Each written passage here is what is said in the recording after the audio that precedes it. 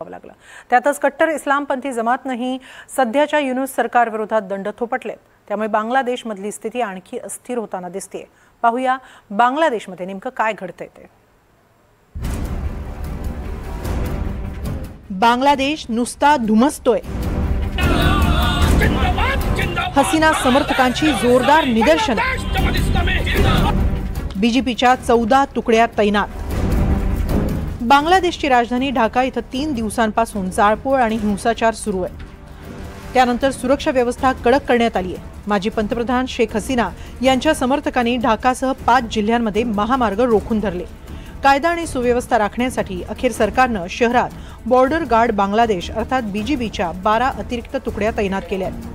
राजधानीच्या प्रमुख भागात निमलष्करी दलाची सुरक्षा वाढवण्यात आली आहे, अशी माहिती बीजीबी मुख्यालयानं दिली आहे। यापूर्वी बांगलादेश सरकारने परिस्थिती नियंत्रित करण्यासाठी अराजकता रोखण्यासाठी ढाका आणि आसपासच्या जिल्ह्यांमध्ये 14 बीजीबी युनिट्स तैनात केले होते। माजी पंतप्रधान शेख हसीना यांचे समर्थक गुरुवारपासून अधिक आक्रमक झाले। हसीना यांच्या विरुद्धचे खोटे खटले मागे घ्यावेत आणि फेब्रुवारीमध्ये निवडणुकीची तारीख जाहीर करावी, अशी त्यांची मागणी आहे। शुक्रवारी अवामी लीगच्या कार्यकर्त्यांची पोलिसांशी चकमक झाली। 13 नोव्हेंबर रोजी हसीना यांच्या विरुद्धच्या निकालापूर्वी अवामी लीगनं देशभरात निदर्शनं केली।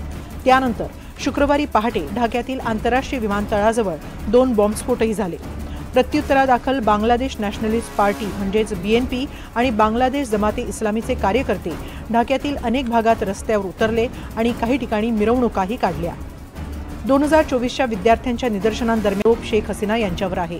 त्यांच्या विरुद्ध मानवतेविरुद्धच्या गुन्ह्यांच्या प्रकरणात आंतरराष्ट्रीय गुन्हे न्यायालय 17 नोव्हेंबर रोजी निकाल देणार आहे। त्यामुळे त्यांचे समर्थक आक्रमक झाले।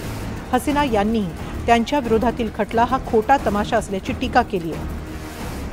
2024 मध्ये झालेल्या निदर्शनांमध्ये निशस्त्र निदर्शकांवर गोळीबाराचे आदेश दिल्याचा हसीनांवर आरोप आहे। संयुक्त राष्ट्रांच्या मते या गोळीबारात 1400 जणांचा मृत्यू झाला होता। हसीनांविरोधात न्यायालयात आदेशाची ऑडिओ क्लिप सादर करण्यात आली। यात हसीनांनी आंदोलन थांबवण्यासाठी शस्त्र वापरण्याचे आदेश दिल्याचा दावा करण्यात आला। हे आरोप हसीनांनी फेटाळून लावले। आपल्या विरोधातील हा खटला बनावट असल्याचा त्यांचा दावा आहे। शेख हसीनांची सत्ता उलथवून टाकल्यानंतर हिंसाचार आणि जाळपोळ झाली होती। सरकारवर निषेध करणाऱ्या विद्यार्थ्यांना अटक, छळ आणि गोळीबार केल्याचा आरोप होता। हिंसाचार वाढत असतानाच शेख हसीना देश सोडून पळून गेल्या आणि त्यांनी भारतात आश्रय घेतला। त्यानंतर बांगलादेश आंतरराष्ट्रीय गुन्हे न्यायाधिकरणानं त्यांच्या विरोधात खटला दाखल केला। न्यायालयानं त्यांना देशात परत येण्याचे आणि प्रकरणात हजर राहण्याचे आदेश दिले। मात्र हसीना यांनी त्यास नकार दिला। आता 17 नोव्हेंबरला हसीना दोषी ठरल्यास त्यांना मृत्यूदंडाचीही शिक्षा होऊ शकते। त्यामुळेच हसीना यांची पार्टी अवामी लीग आक्रमक झाली आहे। हे कमी की काय, तर आता बांगलादेश जमाते इस्लामी ही कट्टरपंथी संघटनाही युनूस सरकारविरोधात रस्त्यावर उतरली आहे। ढाक्यातील ग्रँड मशिदीत शुक्रवारच्या नमाजनंतर जमाचे उपअमीर सय्यद अब्दुल्ला यांनी फेब्रुवारीतील निवडणुका आणि जनमत चाचणी एकाच वेळी घेऊ नये, अशी मागणी केली आहे। युनूस सरकारनं निवडणुकांच्याच दिवशी जनमत चाचणी घेणार असल्याचं जाहीर केलंय, त्याला विरोध वाढतोय। जुलैच्या चार्टरवर सार्वमत संसदीय निवडणुकांच्या दिवशीच घेतले जाईल, कारण त्याचा उद्देश देशातील लोकशाही प्रक्रिया मजबूत करणं हा आहे। राजकीय पक्षांच्या वेगवेगळ्या मागण्यांमध्ये संतुलन साधण्यासाठी 100 सदस्यांचं वरिष्ठ सभागृह प्रातिनिधिक आधारावर स्थापन केलं जाईल।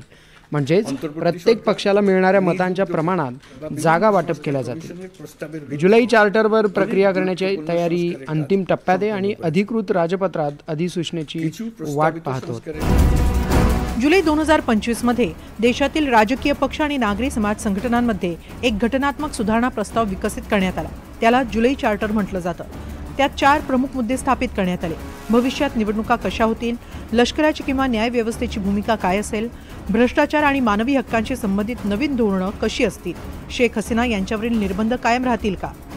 यात जुलै चार्टरवर मोहम्मद युनूस ठाम आहे। त्यांनी जनमत चाचणीच्याच मुद्द्यावर राष्ट्रीय नागरिक पक्षाचा पाठिंबा मिळवलाय।